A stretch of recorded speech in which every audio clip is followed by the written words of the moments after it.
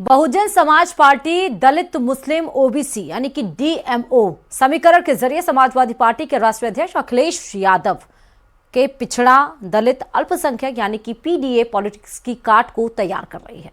मायावती अपनी खोई हुई जमीन को एक बार फिर से वापस पाने के लिए पुराने नेताओं को भी वापस लाने की जुगतबंदी कर सकती हैं। माना जा रहा है कि बहुजन समाज पार्टी के साथ कदम से कदम मिलाने वाले कई सारे पूर्व के बसपाई नेता 2027 के विधानसभा चुनाव से पहले बहुजन समाज पार्टी की तरफ उम्मीद की नजरों से देख रहे हैं। देखिए रिपोर्ट।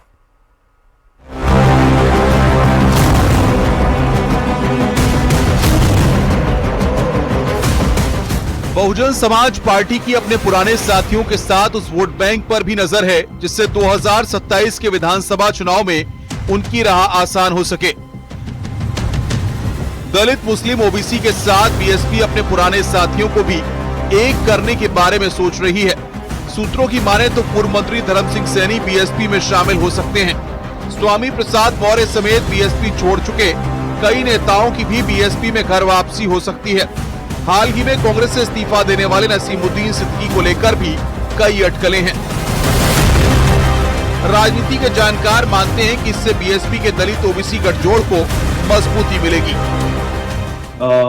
ऐसा नहीं लगता कि ये कोई डीएमओ बसपा बना सकेगी। हाँ, वो कोशिश कर सकती है, लेकिन उसमें उसको कामयाबी कितनी मिलेगी ये यक्ष प्रश्न है।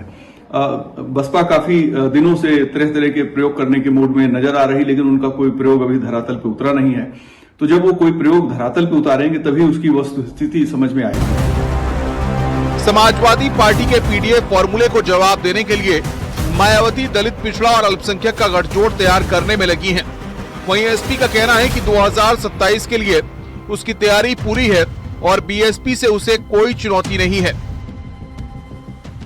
देखिए, समाजवादी पार्टी लगातार पिछड़े दलित अल्पसंख्यक किसान और नौजवानों की लड़ाई को मजबूती से लड़ रही, उनके हक में आवाज उठाने का काम कर रही है। अगर कहीं कोई नाइंसाफी होती तो सबसे पहले समाजवादी पार्टी उस लड़ाई को लड़ने का काम करती है। इसलिए बसपा या किसी अन्य दल के पीडीए की काट के फॉर्मूले की बात करना या इस तरह के किसी बयान को देना, उस पर समाजवादी पार्टी को कोई टिप्पणी नहीं करनी है।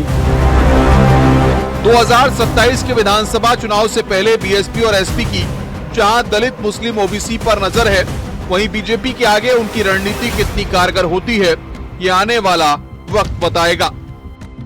इसीलिए बहुजन समाज पार्टी भी अब मुस्लिमों के साथ साथ ओबीसी और दलित पर भी फोकस कर रही है, लेकिन इसके सामने सबसे बड़ा चैलेंज समाजवादी पार्टी होगी, क्योंकि 2024 के लोकसभा चुनाव में पीडीए के फार्मूले के साथ समाजवादी पार्टी को सफलता मिल चुकी है।